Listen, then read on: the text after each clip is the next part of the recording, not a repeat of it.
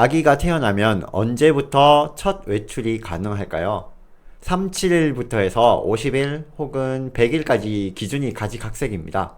그런데 가만히 생각해보면 보통 태어나서 한 달 내외로 BCG 주사를 맞거나 영유아 검사 받으러 병원에 가잖아요. 그럼 한 달 후부터는 외출해도 되는 거 아닌가 라는 의문이 듭니다. 그래서 이번 영상에서는 아기는 언제부터 첫 외출이 가능한지, 그리고 외출 시 어떤 사항들을 지켜야 하는지 정리해봤습니다. 우리 아기의 첫 나들이를 무사히 탈 없이 보내고 싶으시다면 영상 끝까지 시청해주세요.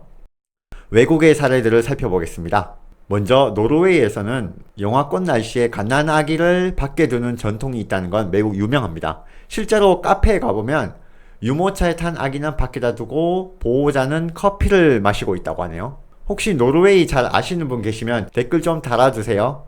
유럽이나 북미의 경우를 보면 빠르면 3일, 4일 혹은 일주일까지 언제든지 산모의 신체만 회복되면 자유롭게 쇼핑도 하고 있습니다. 일부 국가에서는 면역력 생성을 위해 빠른 외출을 권장하기도 하고요. 가까운 일본의 경우에도 영유아 검진을 1개월쯤에 한다고 하는데, 그때 이상이 없고 건강한 아기라면 보통 한 달 후부터는 자유롭게 외출을 권장하는 분위기랍니다. 그런데 한국도 짧은 시간에 외출을 하는 아기도 많아졌지만 다른 나라에 비해서 유독 꽤나 긴 시간을 인내하고 있어요. 외국 친구에게 한국의 50일 또는 100일 기준을 이야기하면 왜 그러냐고 깜짝 놀랍니다. 대체 왜 그런 걸까요? 한국 아기들만 몸이 약해서 그럴까요? 그것도 아니면 외국과는 다른 어떤 한국만의 특성이 있는 게 아닐까요? 한국 전통 문화인 100일 잔치도 관련이 있지 않을까 생각합니다. 옛날에는 숫자 100이라는 것이 완전함과 성숙함의 상징도 있었던지라 이것이 첫 외출의 100일이라는 것과 연관이 있지 않을까라는 생각이 들었습니다. 조금 더 객관적으로 분석해보면 기본적인 예방접종도 끝내고 몸과 목을 제대로 가누기 시작하는 시기가 최소 100일 정도쯤이라고 해요. 그래서 한국은 100일 이후에 첫 외출을 권하고 있을 수도 있습니다. 하지만 의학적 관점에서 봤을 땐 첫 외출 가능 시기 기준은 딱히 없습니다. 아기가 환경의 변화로 인해 문제가 발생했을 때 얼마나 잘 대처할 수 있느냐, 그에 따른 외출 가능 시기는 각각 달라진다 합니다. 누군가는 일주일 안팎이 될 수도 있고 또 누군가에게는 심리적, 육체적으로 안정이 되는 몇 달 혹은 그 이상의 시간이 될 수도 있습니다.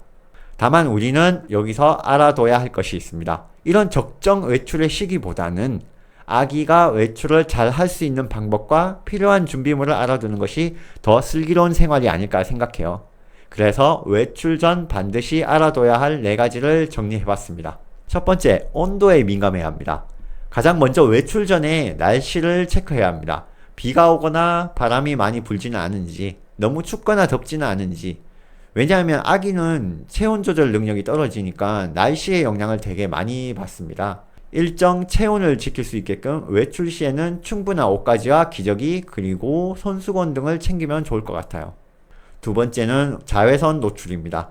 약한 피부와 더불어 약한 시력에 좋지 않은 영향을 끼칠 수도 있어요. 반드시 직사광선은 피해야 하고 유모차를 이용할 경우에는 햇빛 가리개는 반드시 필수입니다.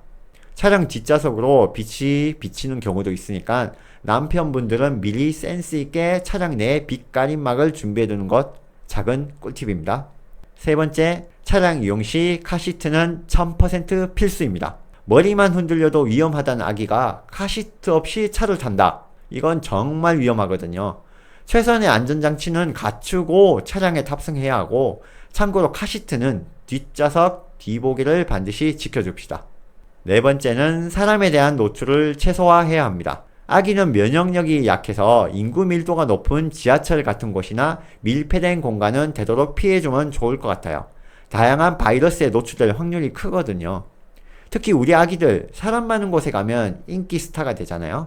가족 모임이나 행사는 물론이고 동네만 나가도 다들 귀엽다고 시선을 주목받는데, 안일하게 이 사람 저 사람 많은 사람과 직접적인 접촉은 삼가하는 편이 좋아요. 조금 더 면역력이 생기면 그때 더 이쁨 받아보자고요. 언제 어떤 목적으로 얼마만큼의 시간 동안 외출을 해야 하는지에 따라 생각해야 할 점과 준비물이 달라집니다. 저 같은 경우는 병원 갈 때마다 기저귀나 젖병 여분을 되게 많이 준비해 갔는데요. 외출만 했다면 우리 딸은 계속 잠만 잡니다. 정말 착하죠? 준비했던 용품은 거의 그대로 집에 가져오게 되는데요. 다만 차 안에서 진짜 갑갑했는지 계속해서 뒤척여요. 그래서 앞으로는 가장 좋아하는 튤립 사운드북 장난감을 두어 개 챙겨 가볼까 생각하고 있습니다. 아기들은 다양한 자극을 받아야 더 빠르게 더 많이 발달한다고 하잖아요. 조금씩 천천히 외출 시간과 빈도를 높이면서 아기의 반응을 지켜봐 주는 것도 외출하기 좋은 방법이지 않을까 생각합니다. 앞서 알려드린 기본사항 4가지만 잘 지키셔도 큰 무리 없이 외출이 가능하니까 꼭 숙지하신 후에 행복한 시간 보내고 오셨으면 좋겠습니다. 이번 영상이 도움되셨다면 좋아요, 구독하기 눌러주시고요. 다양하게 댓글로도 소통하면 좋겠습니다. 감사합니다.